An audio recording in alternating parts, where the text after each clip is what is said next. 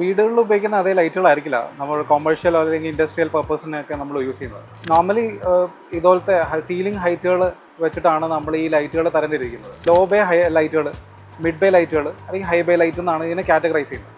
Law bay ലൈറ്റുകൾ normally ഒരു 3 metre തൊട്ട് 6 മീറ്റർ വരെ ഹൈറ്റ് മൗണ്ട് ചെയ്യുന്ന ലൈറ്റുകളെയാണ് ലോ ബേ ലൈറ്റുകൾ എന്ന് പറയുന്നത്.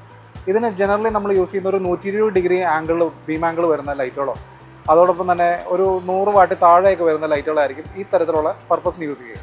എന്നാൽ മിഡ് ബേ എന്ന് പറയുന്ന ലൈറ്റുകൾ ഒരു 6 മീറ്റർ തൊട്ട് ഒരു 10 മീറ്റർ വരെ ഹൈറ്റ് വരുന്ന ലൈറ്റുകളെയാണ് നമ്മൾ ഈ തരത്തിലുള്ള ലൈറ്റുകളായിട്ട് സൂചിപ്പിക്കുന്നത്. ആ ലൈറ്റുകൾ ഒരു 100 തൊട്ട് 150 വാട്ട് വരെയുള്ള ലൈറ്റുകളായിരിക്കും നമ്മൾ യൂസ് ചെയ്യാറുള്ളത്.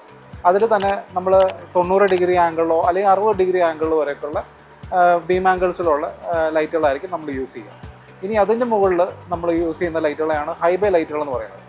ഒരു 10 മീറ്റർ തൊട്ടിട്ട് അറൗണ്ട് 20 മീറ്റർ അല്ലെങ്കിൽ അതിന് മുകളിലേക്ക് വരുന്ന മൗണ്ടിങ് ഹൈറ്റുകൾക്കാണ് നമ്മൾ ഈ തരത്തിലുള്ള ഹൈ ബേ ലൈറ്റുകൾ എന്ന് പറയുന്നത്.